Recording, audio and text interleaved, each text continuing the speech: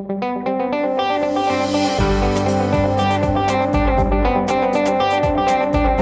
to moreforlife.com. I'm Michael Moore.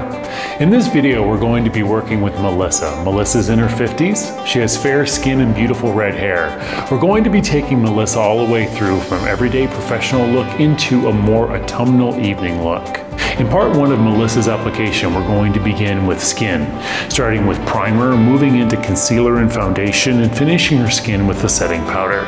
You're also going to see how we handle a few areas of opportunity that Melissa has going on right now. So let's get started. Melissa's a little bit of a drier client, so we're going to start off with an hydrating primer. We're going to take it all the way underneath her eyes and across the rest of the face. This hydrating primer is great because it's made with sodium PCA and dimethicone, which is great for a drier skin person. This will actually help hold moisture into the surface of the skin. This is perfect to actually prevent your foundation from going into fine lines and wrinkles. It's great to give a more luminous look to the surface of your skin and preventing your foundation from looking dry. Melissa's skin is very even tone, but I do want to use a concealer underneath her eye, which is one shade lighter than her skin, which will give an ultimate brightness, and then the foundation will give a very smooth, beautiful appearance to the surface of your skin. I like to use the back of my hand as my palette to warm up the product before applying it to the surface of your skin, especially if you have a few lines around the eye area. We're going to start off with a concealer on the upper inside corner of the eye. That's always the darkest point of a circle. We're going to take it and we're going to fill the whole ocular cavity down to the cheekbone. When you do this, this is basically like taking on the whole effect of highlighting and contouring the face. So we're going to highlight and then we will use the blush and everything else to contour. Concealers are created for dark circles, not for puffiness. They will not take away the puffiness. If you are trying to take away a puffier eye, go one shade darker than the foundation, and that will give a little bit more of a recess to the puffiness. In theatrical makeup, if you want to age a character, you actually put red around the eye. So the quickest way to take age off the face is to take the redness away from around the eye. So make sure that you get that concealer right up into that eyelash line and take all of the pink or redness away. I always start with a foundation brush, and I always want to start in the nasolabial fold. When you're looking at your skin, every day it might change of where you really need your foundation. With Melissa, she's got a lot of redness around the nose, so we're going to start right through there and take it into the cheek area. But not everybody needs foundation all over the face. Make sure you look in the mirror and just take away the imperfections of the face and allow the rest of the face to come through. With Melissa, we're only applying the foundation into the redder areas of the face.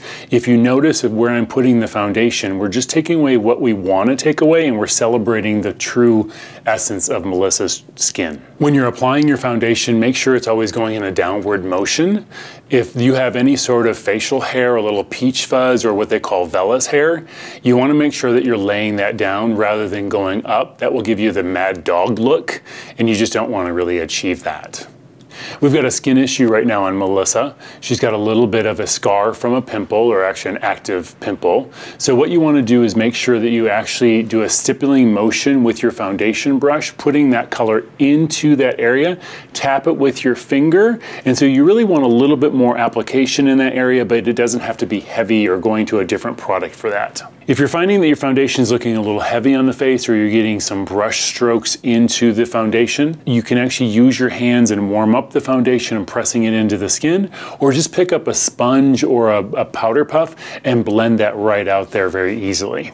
So with Melissa, we actually put a lot of hydration on her face beforehand because of the dryness that's on the surface of her skin. I'm choosing to put a setting powder on her, but you want to think about where you live and what your skin type is before you pick up powder. If you're a drier skin type, you do not need powder to set your foundation, except for maybe in certain areas that you lose your foundation. If you're a little bit oilier, powder is always very important to your face to keep that on all day long and keep it shine proof. I'm going to start off with a white translucent powder. I'm using a nice big brush. We're going to start with it underneath her eye area. And you might say, why would a woman want to put white powder or any powder in the eye area where you tend to have lines? This is a translucent powder. It's not going to fall into fine lines and wrinkles. Even though it's white, you can use it on any skin tone or skin type.